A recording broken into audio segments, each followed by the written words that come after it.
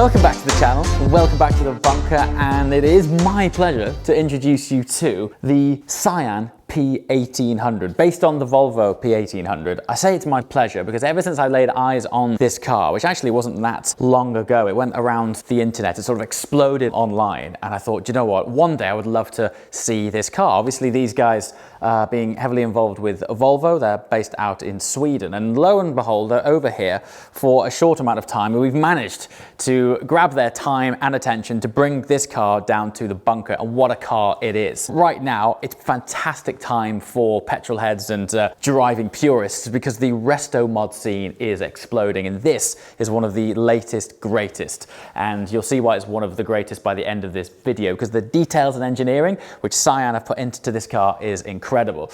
Bit of an overview of the significance of Cyan is that they have been running Volvo racing cars for a long time now. They've been running Volvos in the World Touring Car Championships, been doing very well and have been in it for quite a long time, but they have taken their distilled petrol head passion and driving enthusiasm and thought, you know what, we can create something very special in-house, and this is their vision.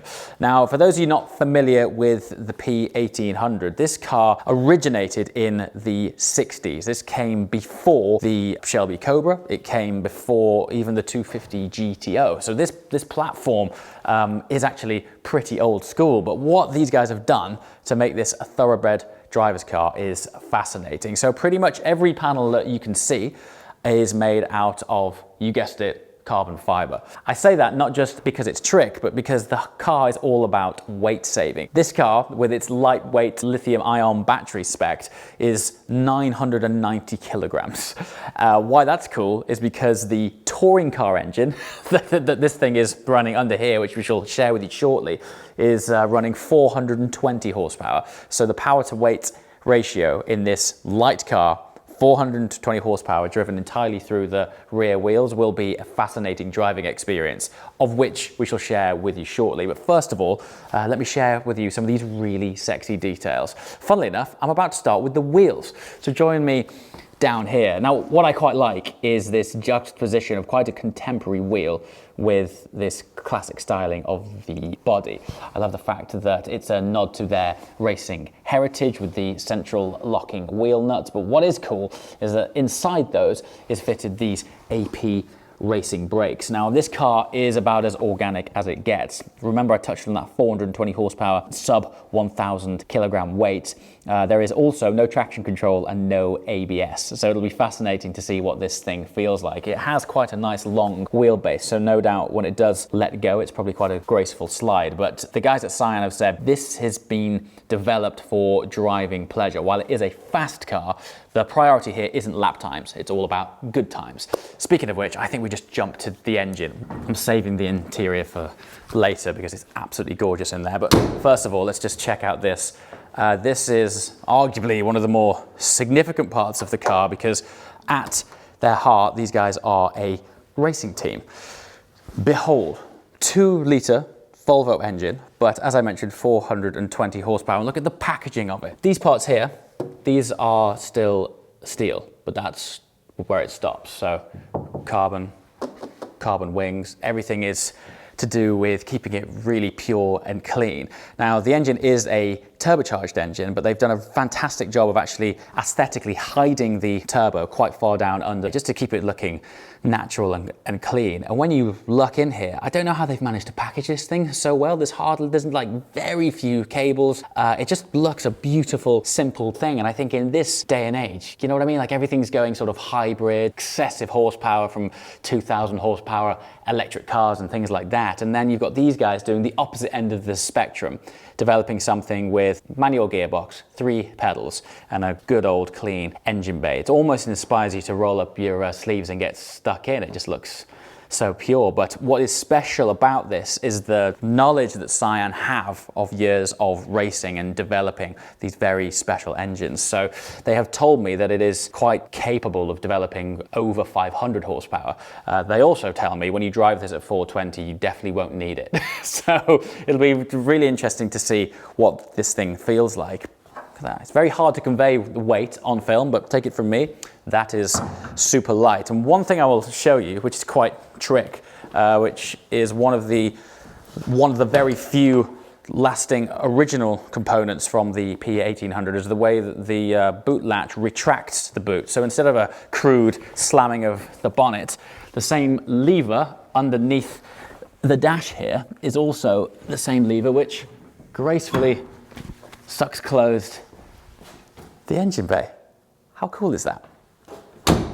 Okay, so a lot of what you can't see is what's taken place underneath the body of the car. The little steel which is remaining in this has been swapped out for much more modern, higher grade, higher tensile steel. And that is built in conjunction with the carbon fiber components as well, because the original body torsional rigidity, well, there basically was none. This is a sort of, 60s car. In terms of making that into a performance car, the work and engineering that Cyan have had to put into this to make the actual torsional rigidity of the chassis be able to cope with the torque, the power, the dynamics and handling. They basically re-engineered everything.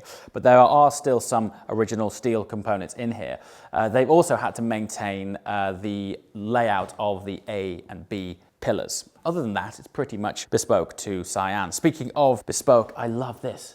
Small detail, this sort of signature feature of various Restomods is becoming a thing, isn't it? But I just love those central fuel filler caps. Also, you might be wondering why the blue and yellow. This is the colors of the Cyan racing team. So with this being their very first car, they thought it was appropriate to fit it out like that. And then we come around to, of course, the centrally mounted exhaust, which also I just think ties it off wonderfully and symmetrically in line with the boot catch and fuel filler cap. In fact, I might be able to show you it. The inside here isn't actually finished. As I mentioned, this is their very first car.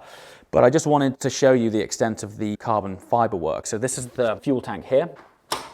All right. The business section of the car.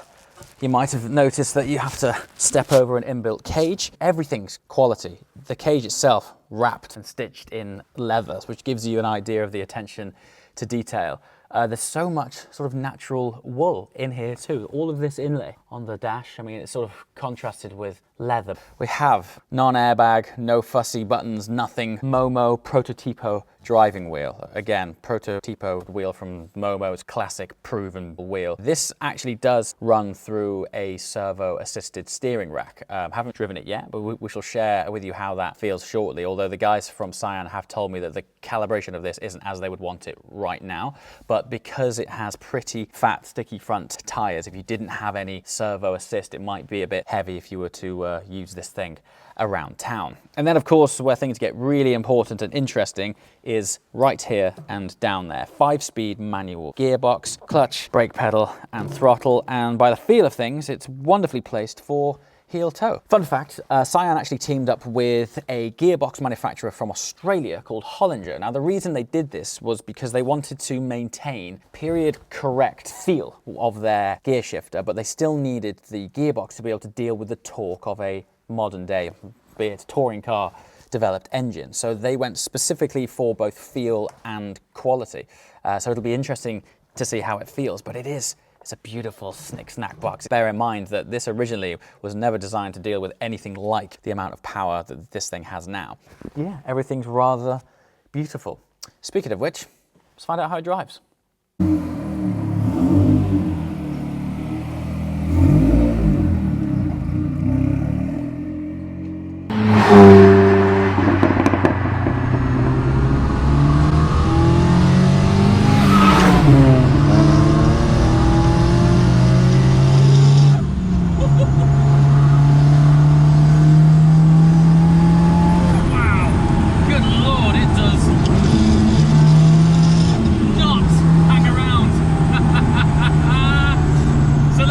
Upon the key stats, 990 kilograms, 420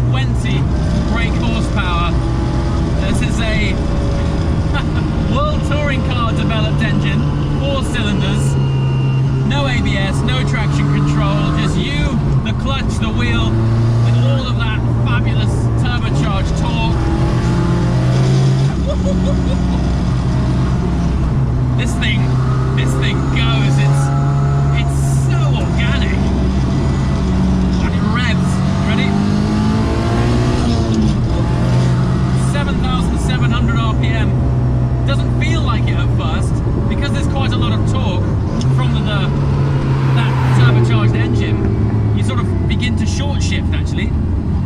And you really don't need to. There's so many revs there to play with. 7,700.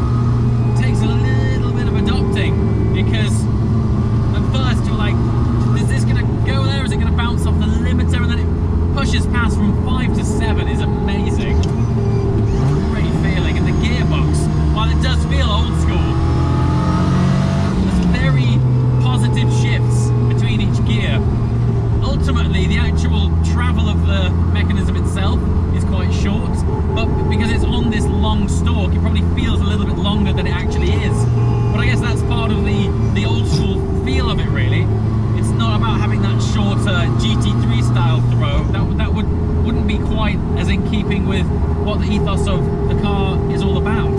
It's all about maintaining that sort of authentic feel to a degree, but having the modern componentry and driving experience under it.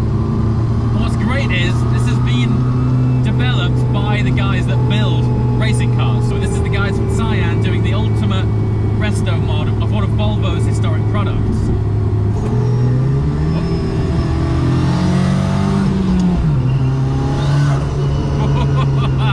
And you can hear the turbo flutter as you lift off.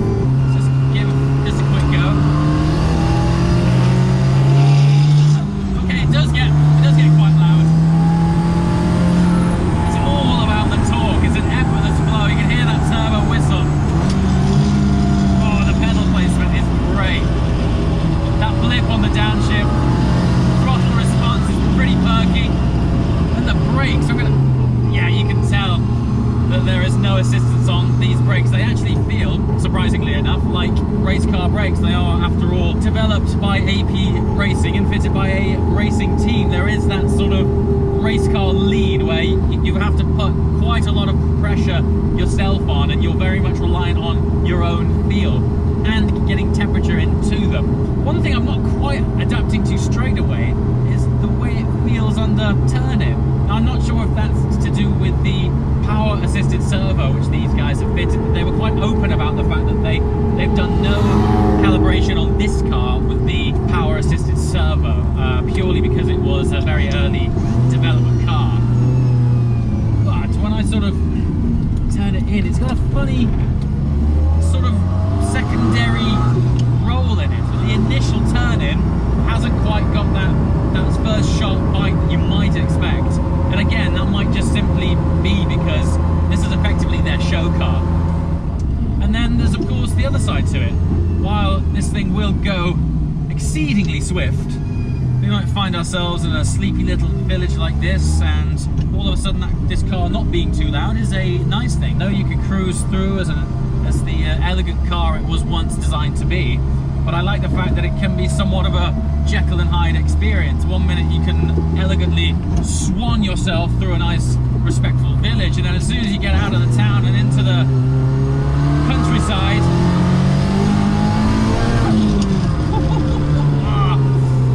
yeah, it can get entertaining. But I tell you one thing you do feel when you're in this car: cool. Highly cool.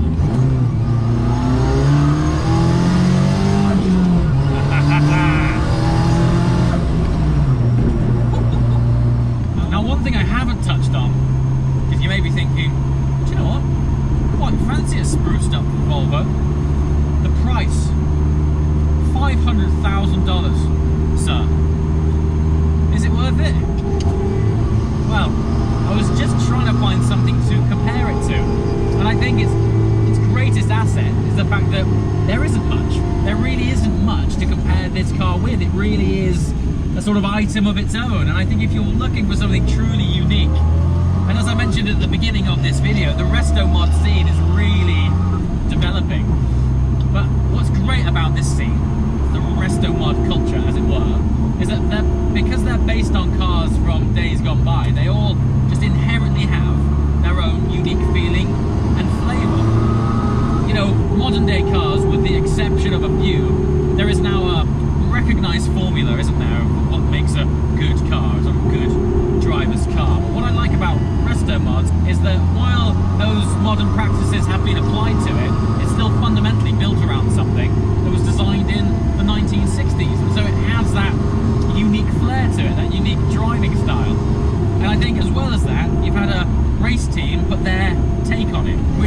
from someone who might only focus on road cars. They all have their own feelings about them, and this is absolutely no exception. It's very, very cool. So $500,000, what, £300,000?